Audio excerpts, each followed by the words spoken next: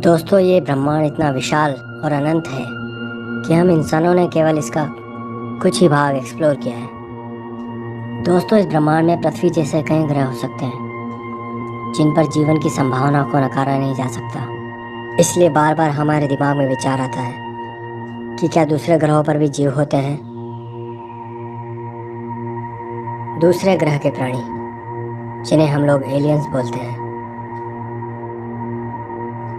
तो क्या सच में एलियंस का अस्तित्व है? क्या जैसे हम अनुमान लगा रहे हैं उनके होने का, वैसे क्या उन्हें भी पता है कि पृथ्वी एक ग्रह है जहाँ इंसान बसते हैं? जिस तरह हमें एलियंस के बारे में जानने की जिज्ञासा है, हो सकता है उन्हें भी इंसानों के बारे में जानने की जिज्ञासा हो। तो क्या एलियंस पृथ्वी पर आते हैं और क्या वो हम पर नजर रखे हुए हैं? दोस्तों, इतिहास में ऐसी कई घटनाएं हुई हैं जिन्होंने ये बहस छेड़ दी है कि एलियंस का अस्तित्व होता है या नहीं, क्योंकि कई लोगों ने यूएफओ यानी अनआइडेंटिफाइंग फ्लाइंग ऑब्जेक्ट को देखने का दावा किया है। यहाँ तक कि कुछ लोगों ने एलियंस से एनकाउंटर होने का भी दावा किया है। तो आइए जानते हैं ऐसे ही कुछ यूएफओ देखे जाने की घटनाओं के बारे में। सन 1897 स्मॉल टेक्सास ऑफ अरोरा के लोगों को एक घटना ने तब चौंका दिया जब एक तेज गति से आता हुआ यूएफओ एक पवन चक्की से टकरा गया।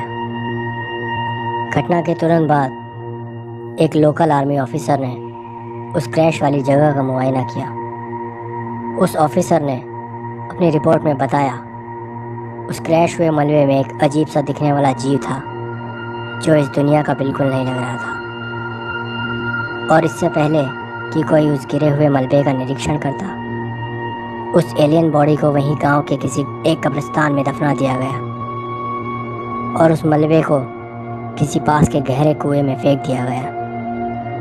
आज भी वो मलबा उस कुएं में बहुत ही गहराई में दबा हुआ है और उस एलियन पायलट की बॉडी गांव के उस कब्रिस्तान में आज भी कहीं दफन है।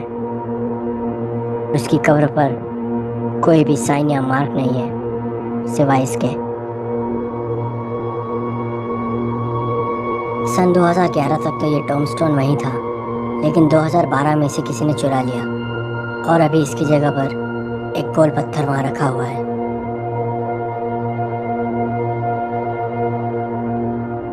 पूर्वी रशिया के बहुत ही अंदर तलहटियों के बीच स्थित एक गांव डालेगोर्स्क। जनवरी 1986 वहां के कुछ लोगों ने एक डिस्क की तरह दिखने वाले ऑब्जेक्ट को बहुत ही धीमी गति से अपने ऊपर से जाते हुए देखा। उसकी हाइट ज़मीन से लगभग 800 मीटर थी। कुछ देर में वो ऑब्जेक्ट एक पास की पथरीली चोटी हाइट 611 से टकरा गया। आश्चर्य की बात यह है कि क्रैश होने पर भी उसने कोई आवाज़ नहीं की। टकराने की वजह से उसमें आग ज़रूर लग गई थी। जब कुछ इन्वेस्टिगेटर्स वहाँ पहुँचे तो उन्होंने वहाँ एक छोटा सा जला हुआ एरिया मिला जहाँ कुछ अजीब से पिघले हुए धातु, ग्लास और मधुमक्खी के छत्ते जैसा दिखने वाला एक ऑब्जेक्ट था। उनमें से कोई भी चीज़ मिलिट्री वेपन्स और सैटेलाइट में यूज़ होने वाली धातुओं से नहीं मिलती थी। जली हुई मिट्टी, पत्थरों और लकड़ियों की जांच करने पर पाया गया कि इनमें जो केमिकल कंपोजिशन यानी रासायनिक संरचना ठीक उसी तरह की है जो टुंगस्का इवेंट में मिले तत्वों से मिलती थी। टुंगस्का इवेंट भी इतिहास की प्रसिद्ध घटनाओं में से एक है। सन 1908 में रशिया में स्टोनी टुंगस्का नदी के पास में एक बहुत बड़ा धमाका हुआ था। ये धमाका एक उल्कापिंड के टकराने की वजह से माना गया था। हाइट 611 में मिली धातुओं और उनमें काफ़ी समानताएं थी।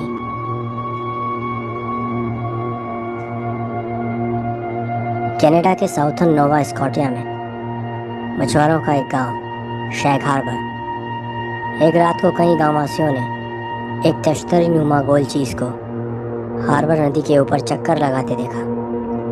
वो ऑब्जेक्ट पानी की सतह के ऊपर ही एक ही जगह पर रुककर चक्कर लगा रहा था और थोड़ी ही देर बाद वो पानी की ऊंची लहरों की वजह से दिखना बंद हो गया। कुछ लोगों ने उसे पानी के अंदर जाते देखा।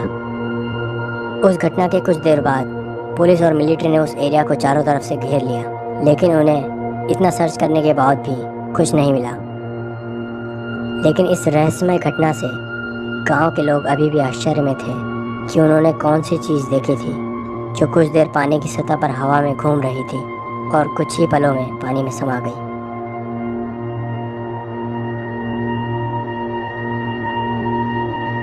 अगस्त 1974 यूएस के एक एयर डिफेंस रडार ने एक अननोन ऑब्जेक्ट को कैप्चर किया जो टेक्सास के समुद्री कोस्ट की तरफ आगे बढ़ रहा था।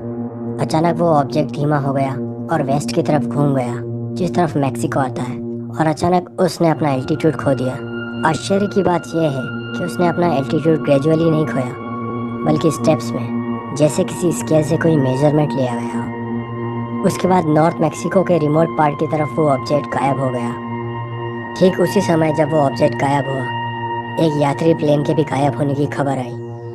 खोजकर्ताओं ने पता लगाने की कोशिश की तो उन्हें उस मिसिंग प्लेन का मलबा उस घटना के कुछ ही दूर मिला, और उसके साथ पास में कुछ दूरी पर एक तश्तरी की तरह दिखने वाला ऑब्जेक्ट भी था। इससे पहले कि उस पर आगे कोई इन्वेस्टिगेशन की जाती, मैक्सिकन मिलिट्री ने वहां से उस घटना के सारे सबूत मिटा दिए।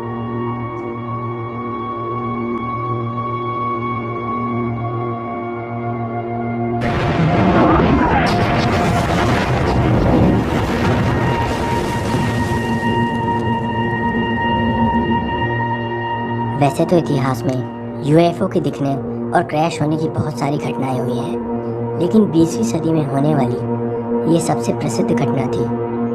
सन 1947 गर्मियों के दिनों में एक न्यूज़पेपर में ये खबर छपी कि एयरफोर्स ने उत्तरी रोजवेल, जो कि न्यू मैक्सिको में स्थित है, एक उड़न तश्तरी देखी है। लेकिन मिलिट्री ने इस बारे में ये कहा कि वो बस एक क्रैश हुए बड़े से बलून पर रिसर्च कर रहे थे, इससे ज़्यादा कुछ नहीं। लेकिन इस घटना के 9-10 साल बाद दोबारा से सरगर्मियाँ तेज़ हो गई। कहा गया कि इस घटना को देखने वाले कुछ चश्मदीद गवाह थे और उन्होंने बताया कि उस क्रैश वाली जगह से कुछ बॉडीज गुप्त रूप से हटा दी गई थी और मिलिट्री के डॉक्टर्स उस पर रिसर्च कर रहे थे। इस रिसर्च से रिलेटेड कुछ वीडियो फिल्म्स भी लीक हुई थी जिसे झूठा बताया गया, लेकिन कुछ लोग मानते हैं ये वीडियो सच है और एलियंस की बॉडी पर हो रहे उन प्रयोगों के बारे में है जो मिलिट्री के डॉक्टर्स उन पर कर रहे थे।